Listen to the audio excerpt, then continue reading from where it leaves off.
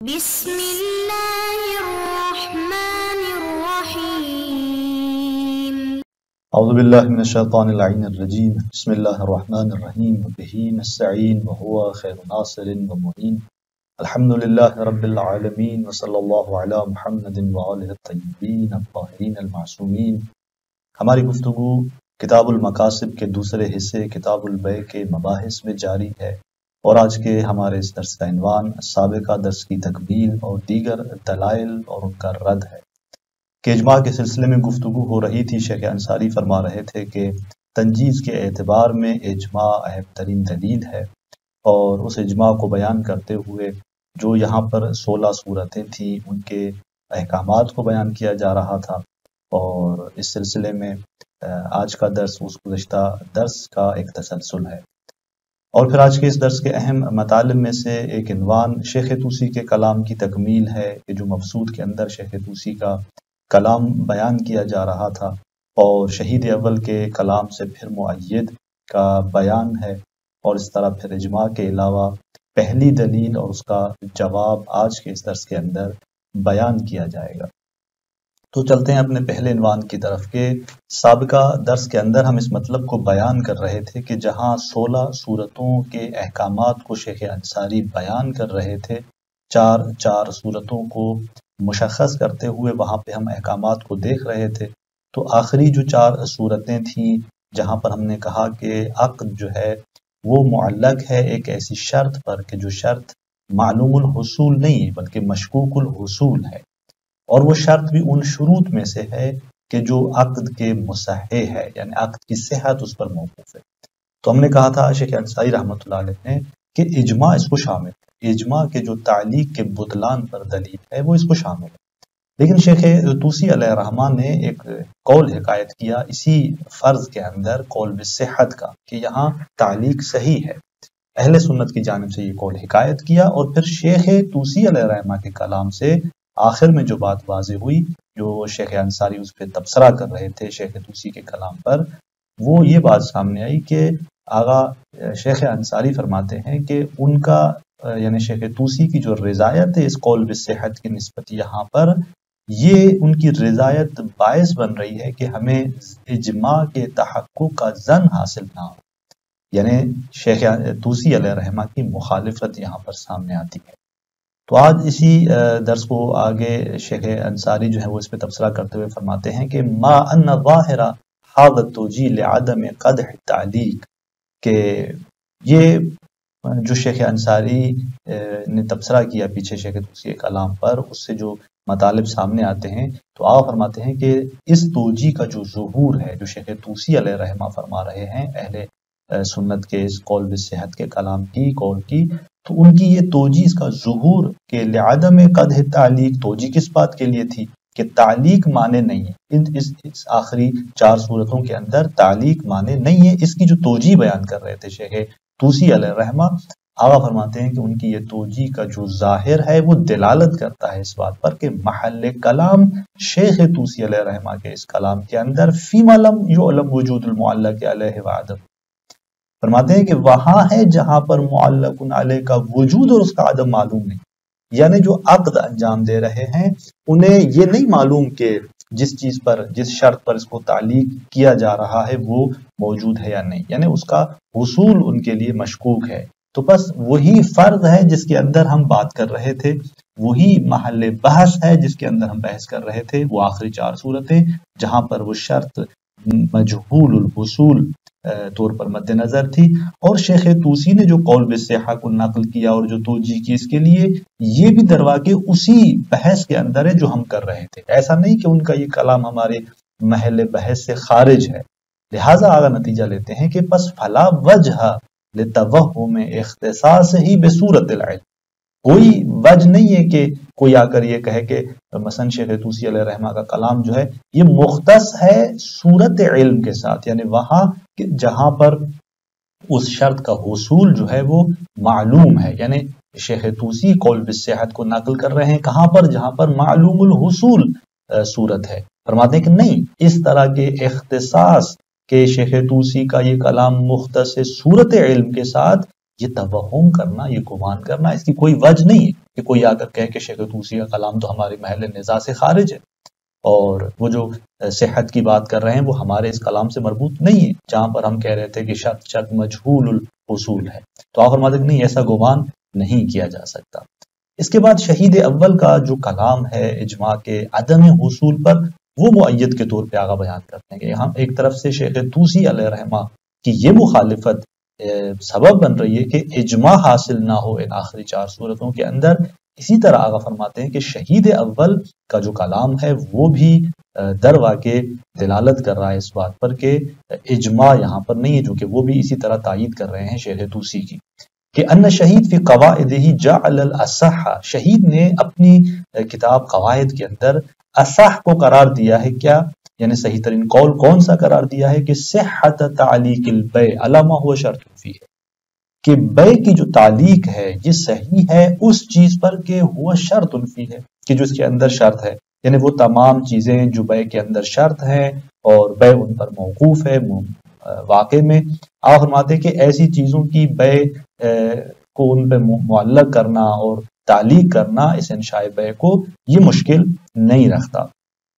کقول البائع بیتو کا ان قبلتا، مثلا وہ کہہ دیتا ہے کہ بیتو کا ان قبلتا۔ اب یہ ان قبلتا کی جو تعلیق یہاں پر لائی گئی ہے، دیکھیں بیع کے اندر تو قبول شرط ہے، جب قبول بیع کے اندر شرط ہے، بیع اس پر موقوف ہے، اب آپ یہاں پر شرط لا رہے ہیں، اس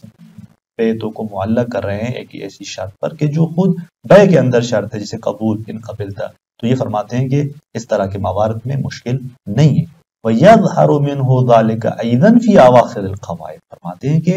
قواعد جو ان کی کتاب ہے اس کے آخر میں بھی خود اللہ شہید اول سے یہی مطلب جو ہے وہ ظاہر ہے، کہ یعنی وہ مطلب کہ جو ہمارے اس محل بحث میں دلالت کر رہا ہوتا ہے اس بات پر کہ بس اجماع حاصل نہیں ہے جو تعلیق کے بطلان پر تھا، یعنی دوسرے الفاظ میں ہم یوں کہیں کہ جس طرح شیخ طوسی کی مخالفت سامنے آئی، یہیں پر شہید اول کی بھی جو ہے وہ مخالفت ہمارے سامنے آ رہی ہے، اور یوں شہید اول یہاں پر ایک معید کی صورت اپناتے ہیں شیخ طوسی علیہ رحمہ کے کلام کے لیے۔ اس کے بعد شیخ انصاری رحمۃ اللہ علیہ اپنے اس اہم ترین دلیل جو کہ اجماع ہے اس کی طرف اشارہ کرتے ہیں کہ ثم انک قد عرفت، کہ یہاں تک آپ نے دیکھا جانا کہ ان العمدۃ فی المسألۃ هو الاجماع، ہمارے پاس جو عمدہ یعنی اہم ترین دلیل ہے اس مسئلے کے اندر وہ اجماع ہے، کہ البتہ آخر کی 4 صورتوں میں وہ جو مخالفت سامنے آئی تو وہاں پر ہم نے یہ کہا کہ اجماع کا حصول یہاں آخری 4 صورتوں میں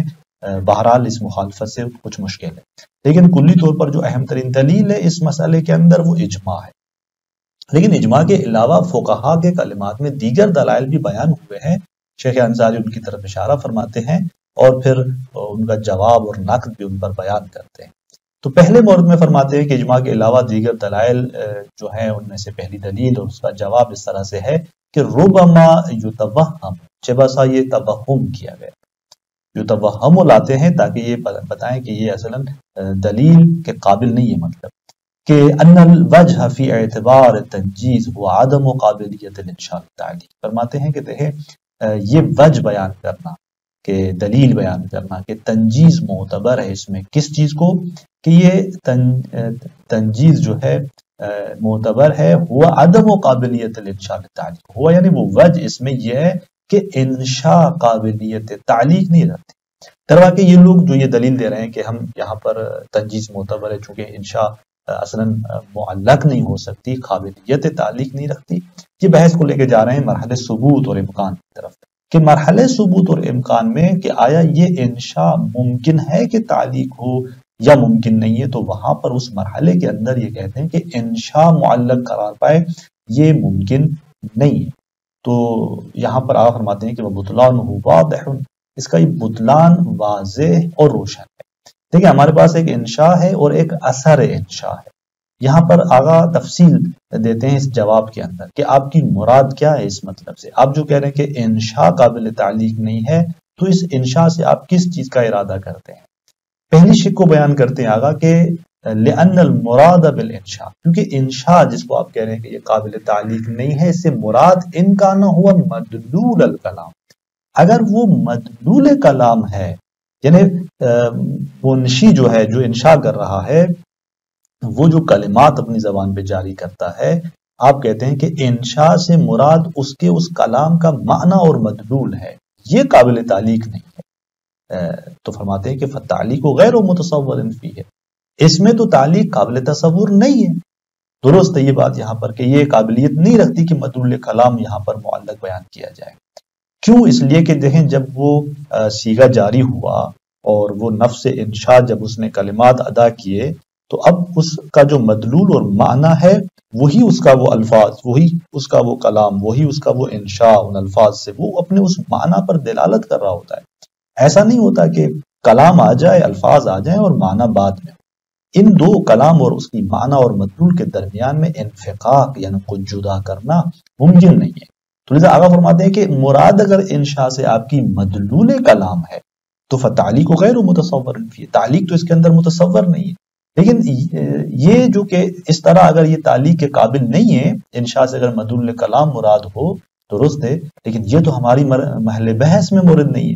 إِلَّا أَنَّ الْكَلَامَ لَيْسَ فِيهِ، جبکہ کلام ہمارا اس کے اندر نہیں ہے۔ کہ آپ کہیں کہ انشاء قابل تعلیق نہیں ہے اور آپ انشاء سے مراد مدلول کلام لیتے ہیں، تو ہم کہیں گے کہ اس میں تو ہماری بحث نہیں۔ اور دوسری صورت وَإِن كَانَ الْكَلَامُ فِي أَنَّهُ كَمَا يَصِحُّ إِنشَاءُ الْمِلْكِيَّةِ الْمُتَحَقَّقَةِ عَلَى كُلِّ تَقْدِيرٍ، بحث اگر آپ لے جاتے ہیں اس مورد میں کہ جس طرح سے ملکیت کے جو تحقق پاتی ہے ہر صورت پر، یعنی مطلقہ طور پر اس کا انشاء درست ہے، یعنی آپ انشاء کرتے ہیں، انشاء بے کرتے ہیں مطلق صورت میں بغیر اس کو کسی چیز پر معلق کرتے ہوئے بقید اور بغیر کسی شرط سے، جس طرح یہ انشاء درست ہے، فرماتے ہیں کہ فہل آیا یصح انشاء الملکیت المحققۃ علی تقدیر دون آخر، آیا درست ہے ملکیت کا انشاء کے جو تحقق پائے ایک صورت پر نہ دوسری صورت پر، یعنی ایک صورت پر آپ اس کو معلق کر دیں اور اس تعلیقی صورت میں اس ملکیت کو آپ انشاء کر دیں۔ یعنی دیکھیں یہاں پر واضح ہو گیا کہ آقا نے کہا نا کہ مراد انشاء سے آپ کی کیا ہے، یا مدلول کلام میں اگر وہ ہے تو ہماری بحث اس کے اندر، یا آپ کی مراد یہ ہے کہ آپ انشاء ملکیت کرنا چاہتے ہیں، اور یعنی انشاء سے مراد آپ ملکیت لینا چاہتے ہیں اور اس ملکیت کے انشاء کو آپ کیا کر رہے ہیں، یعنی تعلیقی طور پر لا رہے ہیں۔ تو یہاں پر ملکیت جو ہے آقا فرماتے ہیں کہ وہ کہ جو ایک تقدیر ایک صورت پر تحقق پا رہی ہو اسے آپ انشاء کر رہے ہیں دون آخر کا قول ہے۔ مثلا جیسے اس کا یہ قول ہے کہ ھذا لک ان جاء زید غدا، کہ یہ آپ کے لیے ہے اگر زید جو ہے وہ کل آ جائے۔ تو یہاں پر آپ نے دیکھا ان جاء زید غدن پر ھذا لک کو یعنی اصل ملکیت کو معلق کیا گیا۔